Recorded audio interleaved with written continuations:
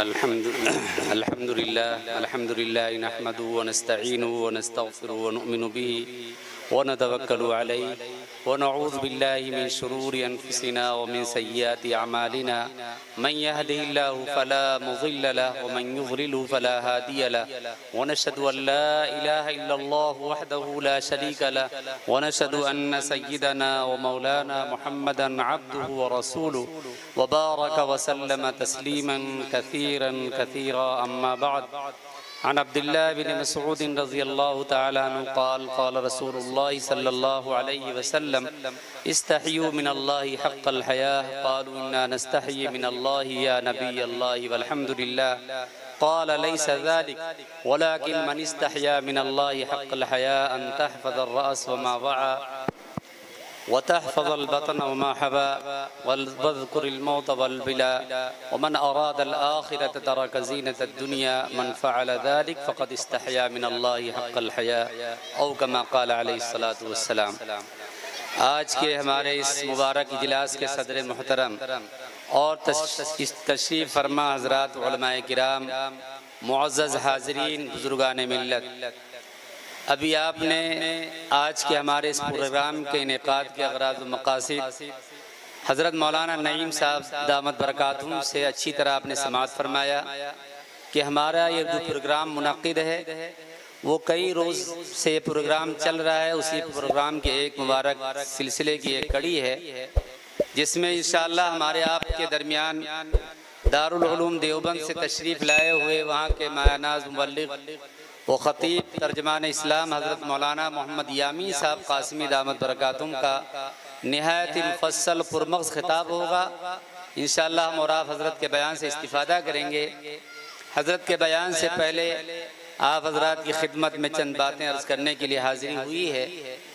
میرے دوستو، یہ پروگرام سیرت النبی اور اصلاح معاشرہ کے عنوان سے ہے.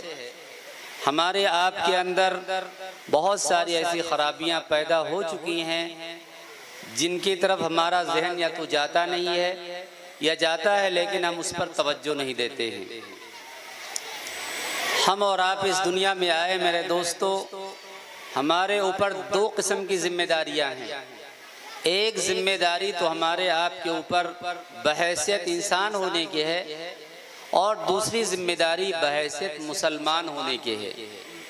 انسان ہونے کے ناطے سے میرے دوستو ہمارے آپ پر جو ذمہ داری ہوتی ہے اس ذمہ داری کو دنیا کا ہر انسان، چاہے وہ ایک خدا پر یقین رکھتا ہو یا کئی خداؤں پر یقین رکھتا ہو، بلکہ وہ کئی خداؤں کو مانتا ہو یا کسی خدا کو نہ مانتا ہو، دہریت کی زندگی گزار رہا ہو، ہر کوئی اس ذمہ داری کو نبھائے ہوئے ہے. حتیٰ کہ جانور، چرند اور پرند بھی اس ذمہ داری کو نبھاتے ہیں. یہ دنیا دارالاسباب ہے، اس میں ہم کو اور آپ کو رہنا ہے. اپنے رہن سہن کی چیزوں کو، کھانے پینے کی چیزوں کے، اپنے نفع نقصان کی چیزوں کو برتنا ہوگا، اٹھانا ہوگا، اس کو اپنا دیکھنا اور سنبھالنا ہے. بلکہ وہ لوگ جو اللہ پر یقین بالکل نہیں رکھتے یا کئی خداؤں پر یقین رکھتے ہیں وہ ہم سے زیادہ کچھ آگے نظر آتے ہیں. میرے دوستو، اس ذمہ داری کے اندر اگر ہم سے آپ سے کوتاہی ہوتی ہے تو اس کا خمیازہ اور نقصان زیادہ سے زیادہ اس دنیا میں ہم کو اٹھانا ہوگا. مشکلات کا سامنا کرنا پڑے گا، طرح طرح کی مشقتوں کا سامنا کرنا پڑے گا.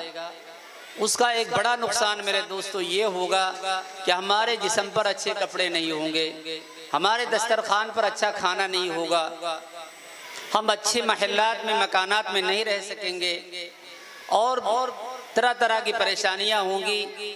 میرے دوستو، بیمار ہوئے تو اچھے اسپتال میں علاج نہیں ہو پائے گا، لیکن ان تمام مشکلات کا خاتمہ موت پر ہو جائے گا. موت آئے گی، ساری مشکلیں ختم ہو جائیں گی. لیکن میرے دوستو، جو دوسری ذمہ داری بحیثیت مسلمان ہونے کی، اس ذمہ داری میں اگر ہم سے آپ سے کوتاہی ہوئی اور اس کوتاہی میں میرے دوستو بہت ساری کوتاہیاں نے، اس میں سے اگر ایک آدھ کی ذمہ داری ایسی کوتاہی ہم سے ہو رہی ہے خصوصیت کے ساتھ، اس میں جو بڑی ذمہ داری ہوتی ہے جو عقائد کی ہوتی میرے دوستو، دین ایک دو چیز کا نام نہیں، دین 5 بڑے شعبوں پر مشتمل ہے، جس میں سب سے اول نمبر پر عقائد، عبادات، معاملات، معاشرت، اخلاق، یہ 5 شعبوں پر مشتمل دین ہے میرے دوستو۔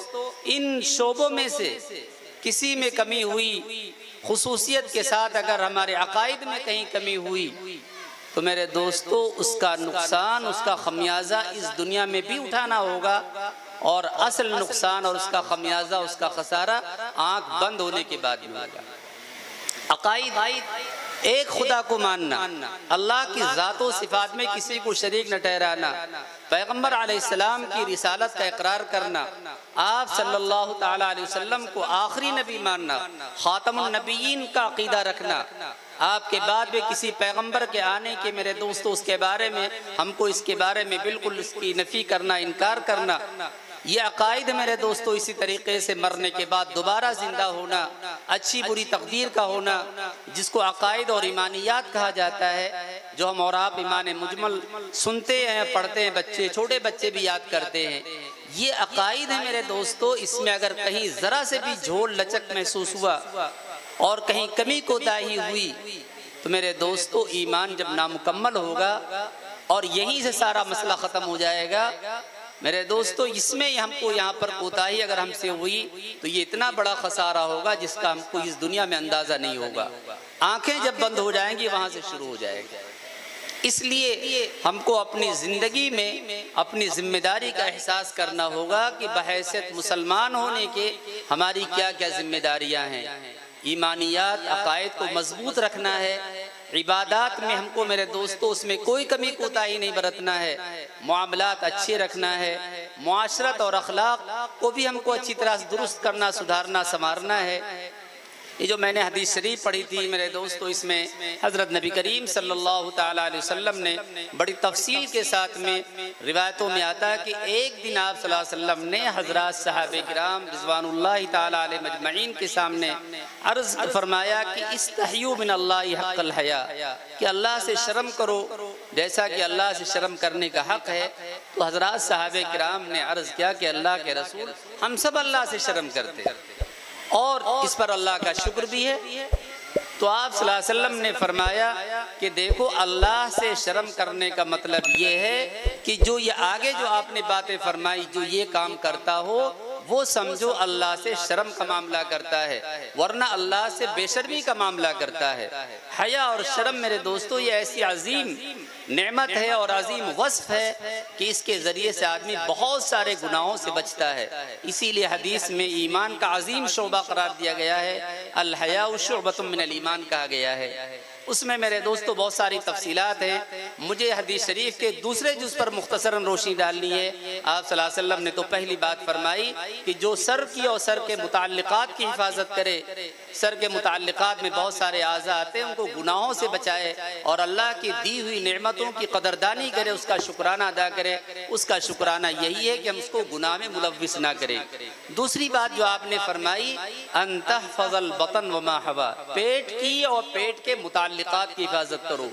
پیٹ کے متعلقات میں میرے دوستو شرمگاہ بھی ہے۔ آپ صلی اللہ علیہ وسلم نے اس کے بارے میں صاف فرمایا کہ تم 2 چیزوں کی ضمانت مجھے دو، میں جنت کی ضمانت تم کو دیتا ہوں، ما بین اللحیین و ما بین الفخذین، جو 2 جبڑوں کے بیچ میں یعنی زبان اور 2 رانوں کے بیچ میں یعنی شرمگاہ، اس کا غلط استعمال نہ ہو، یہ ضمانت تم دو، میں تمہیں جنت کی ضمانت دیتا ہوں۔ پیٹ میں میرے دوستو پیٹ کی حفاظت سے مراد کیا ہے؟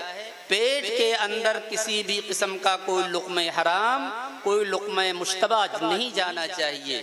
ہم کو اپنی آمدنی پر غور کر کے دیکھنا ہے کہ ہمارے آمدنی کے ذرائع کیا کیا ہیں۔ آمدنی کے کچھ ناجائز ذرائع ہیں، حرام طریقے ہیں، اور بہت سارے جائز راستے بھی ہیں۔ تجارت، زراعت، ملازمت اور اسی طریقے سے وراثت، ہبہ، یہ سب آمدنی کے وہ راستے ہیں میرے دوستو جو جائز راستے ہیں۔ ہم کاشتکاری کرتے ہیں، کھیتی باڑی کا کام کرتے ہیں، ہم سامان لاتے ہیں، بیچتے ہیں، خرید و فروخت کا معاملہ کرتے ہیں، ہم کسی اچھی جگہ پر جائز ملازمت کر رہے ہیں، ہم کو ہمارے والد سے، دادا سے، والد سے کوئی پراپرٹی میراث ملی ہوئی، ہم کو مال آ رہا ہے میرے دوستو، اسی طریقے سے ہم کو کوئی ہبہ ہدیہ مل رہا ہے۔ ایسے بہت سارے جائز راستے ہیں۔ اس کے علاوہ بہت غلط راستے ہیں، غصب، رشوت، چوری، خیانت، ایسے بہت سارے غلط راستے ہیں، کمائی کے غلط طریقے ہیں۔ ہم نے بینک میں پیسہ ڈال رکھا ہے اور اس میں سے انٹریسٹ کا ہم کو کوئی فرق نہیں کرتے ہیں اور پیسے نکال کر کھا رہے ہیں۔ 2-4 لاکھ روپے رکھ دیے، مہینے کے 2-4-6-10 ہزار روپے اٹھا رہے ہیں۔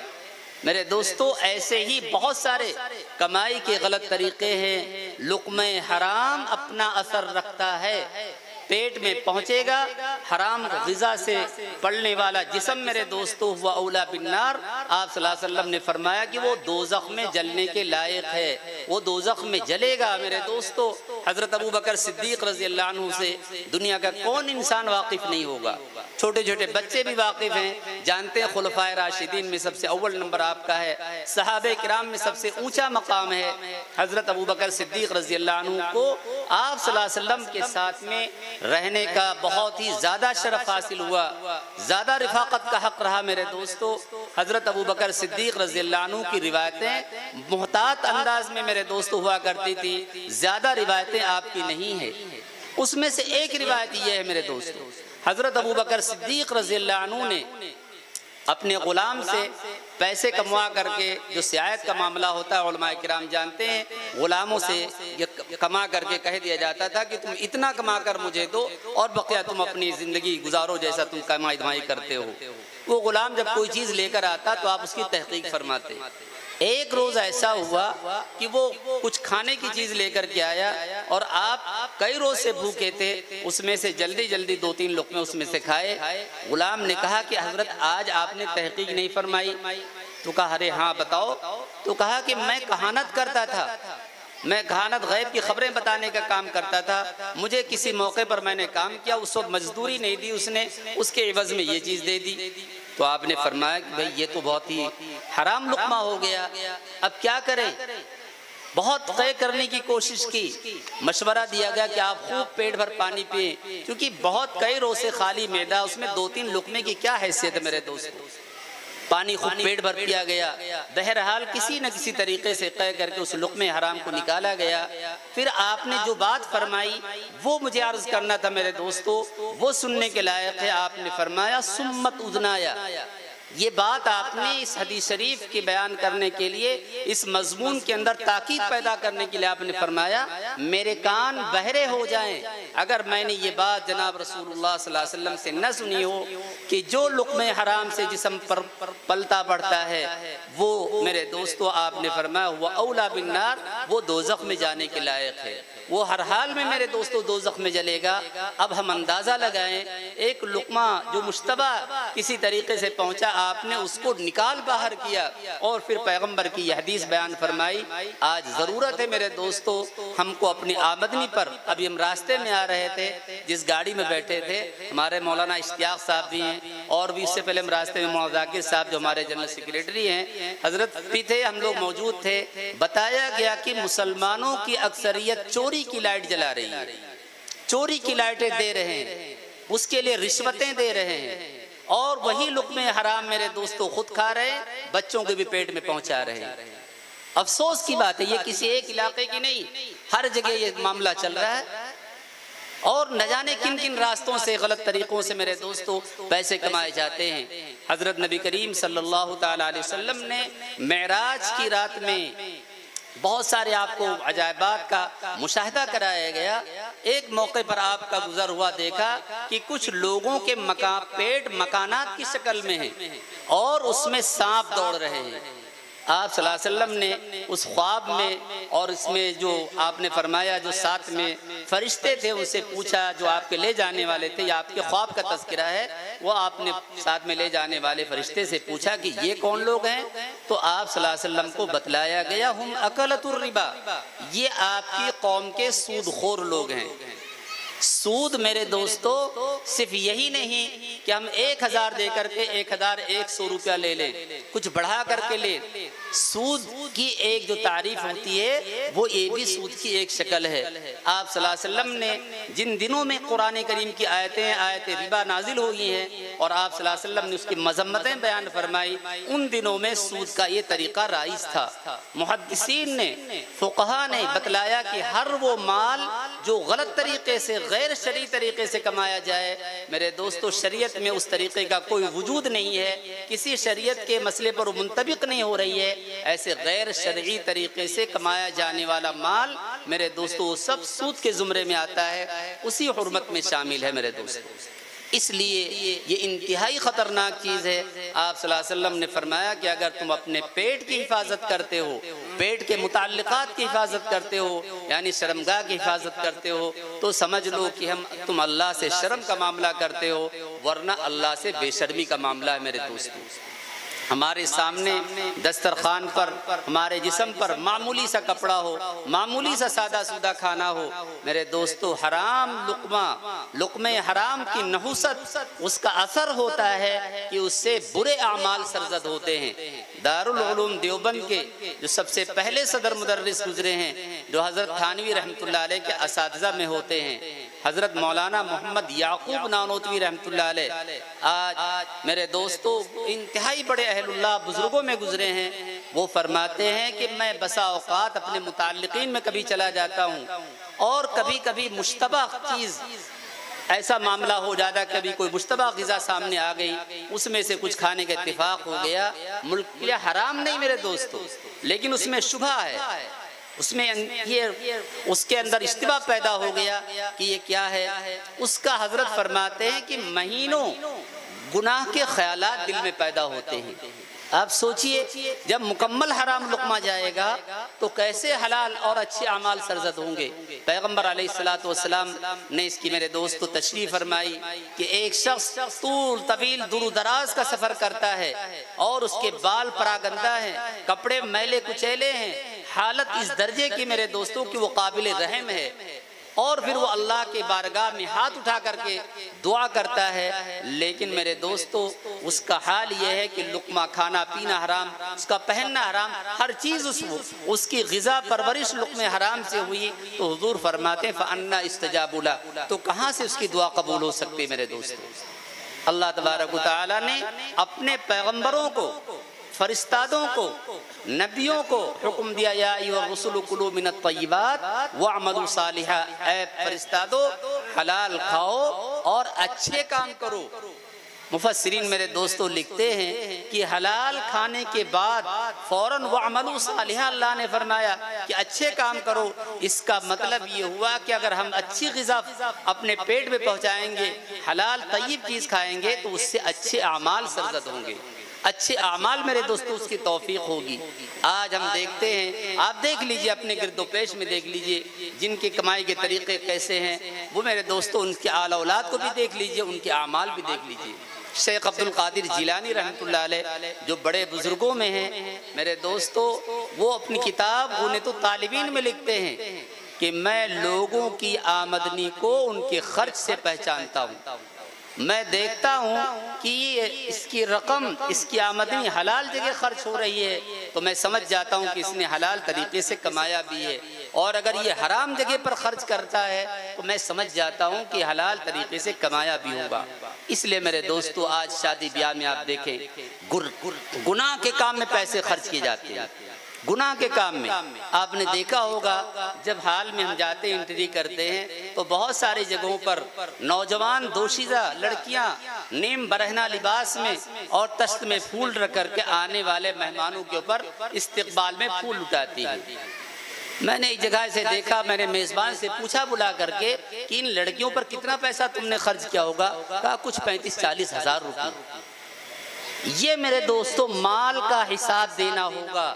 جو 5 سوالات، تفصیل کا موقع نہیں، وقت پورا ہو گیا، جو 5 سوالات ہیں حدیث میں کہ جب تک اولاد آدم ان سوالوں کے جواب صحیح نہیں دے دے گا اس کے قدم اللہ رب العزت کے سامنے سے ہٹ نہ سکیں گے، اس میں سے 2 سوال مال کے بارے میں ہے، من این اکتسبہ وفیما انفقہ، کہاں سے کمایا، ایک جواب بتانا ہوگا حلال طریقہ یا حرام طریقہ، اور پھر اگر حلال طریقے ہی سے کمایا ہو فیما انفقہ کہاں خرچ کیا وہ بتانا ہوگا۔ ایک ایک پیسے کا حساب دینا میرے دوستو بھاری ہو جائے گا، مشکل ہو جائے گا۔